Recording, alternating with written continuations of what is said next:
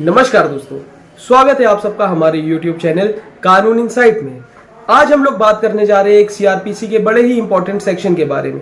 जो है section 313 of CrPC, जो कोर्ट्स के ऊपर उनकी रिस्पॉन्सिबिलिटी देता है, कोर्ट्स को ड्यूटी देता है कि वो अक्यूज के स्टेटमेंट्स को रिकॉर्ड करें।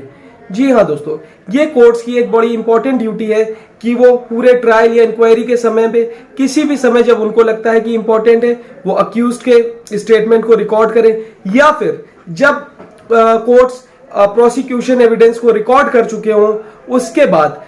डिफेंस एविडेंस के रिकॉर्ड होने से पहले ये कोर्ट्स की ड्यूटी है कि वो अक्यूज के एविडेंस को रिकॉर्ड करें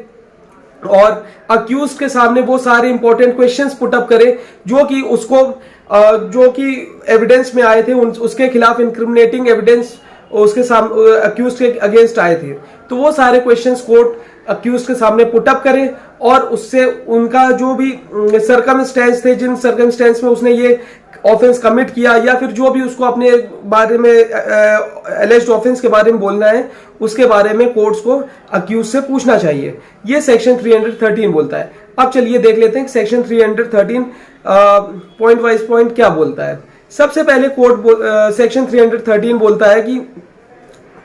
कोई भी कोर्ट, जो भी मजिस्ट्रियल कोर्ट है या फिर जो भी कोर्ट अक्यूज को किसी भी अक्यूज को इंक्वायरी या ट्रायल कर रही है, तो वो किसी भी समय यानी कि इंक्वायरी या फिर ट्रायल के समय पे अक्यूज्ड से क्वेश्चन पुट अप कर सकती है, उसको बिना वार्निंग दिए हुए, या फिर जब प्रोसिक्यूशन एविडेंस कंप्लीट हो गया है और डिफेंस एविडेंस होने से पहले उसकी कोर्ट की ड्यूटी है अक्यूज से क्वेश्चंस पुट अप करे और अक्यूज से उन सर्कमस्टेंसेस के बारे में पूछे कि जिसके अंदर ये अलेज्ड ऑफेंस कमिट हुआ था। उसके बाद बात आती है कि अगर जो ये स्टेटमेंट होते हैं, ये अक्यूज को विदाउट ओथ कोर्ट लेगी, ये ओथ में नहीं ये सारे एविडेंस स्टेटमेंट कोर्ट पूछेगी। ये जो एविडेंस स्टेटमेंट अक्यूज अपने रिकॉर्ड कराएगा कोर्ट के सामने, ये ऑन ओथ नहीं होगा, विदाउट ओथ होगा। उसके बाद बात आती है कि ये जो क्वेश्चंस पुट अप होंगे अक्यूज के सामने, अगर अक्यूज इनका जवाब नहीं देता है या गलत जवाब देता है, तो उस कारण अक्यूज को कोई सजा नहीं दी जाएगी। अगर वो सपोज किसी क्वेश्चन का गलत आंसर दे देता है, झूठ बोल देता है, या फिर आंसर देने से मना कर देता है, इनकार कर देता है, तो ऐसी कंडीशन में अक्यूज को उसके लिए लायबल नहीं ठहराया जाएगा, उसको उसके लिए कोई पनिशमेंट नहीं दी जाएगी। उसके बाद दोस्तों बात आती है कि जो भी क्वेश्चन अक्यूज से पूछा जाएगा, उस क्वेश्चन का जो आंसर होगा अक्यूज जो देगा, वो आंसर, वो उसका स्टेटमेंट यूज कर सकती है कोर्ट उसको उस इंक्वायरी या ट्रायल में उसके अगेंस्ट उसको कन्विक्शन करने के लिए, या फिर वो स्टेटमेंट के आंसर उसको किसी दूसरे इंक्वायरी या ट्रायल में भी उसके अगेंस्ट यूज हो सकते हैं। ये भी सेक्शन 313 के अंदर प्रोविजन दिया गया है। उसके बाद दोस्तों कोर्ट प्रोसिक्यूटर का या फिर डिफेंस लॉयर का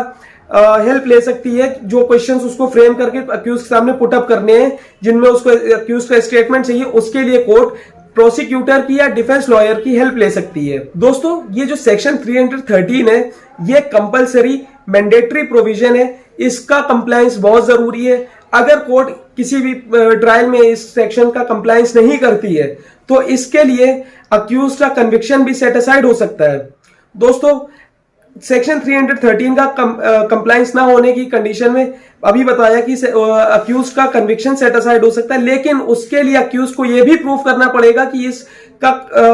कंप्लायंस ना होने से उसको एक प्रिजुडाइज हुआ है जो फेयर ट्रायल के अगेंस्ट है, और अगर ये प्रोविजन का कंप्लायंस होता तो वो कुछ ऐसे सर्कमस्टेंसेस पुट अप कर सकता जो कि ये प्रूफ करते कि किन सर्कमस्टेंस में उसने क्राइम कमिट किया या फिर उसने क्राइम नहीं कमिट किया है। तो इस वजह से ये सेक्शन का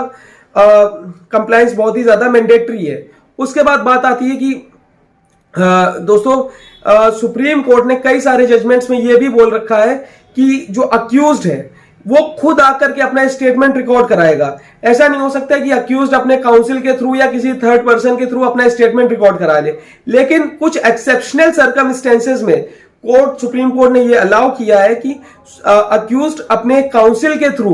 अपना स्टेटमेंट रिकॉर्ड करा सकता है, लेकिन ये बड़े ही एक्सेप्शनल सर्कमस्टेंसेस होंगे और इसमें अक्यूज्ड को एप्लीकेशन दे करके और एक एफिडेविट ऑन ओथ दे करके ये कोर्ट से रिक्वेस्ट करना होगा कि मैं नहीं आ सकता हूं, मेरे काउंसिल से सेक्शन 313 के अंडर आप क्वेश्चंस पुट अप करें और उसका आंसर मेरे काउंसिल देंगे। ये ऑनरेबल सुप्रीम कोर्ट ने Basavarao Patil versus state of Karnataka के केस में बोला था कि अगर कोई एक्सेप्शनल सर्कमस्टेंसेस हैं तो उसके अंदर कोर्ट अलाउ कर सकती है अक्यूज को अपने काउंसिल के थ्रू अपीयर होने के लिए।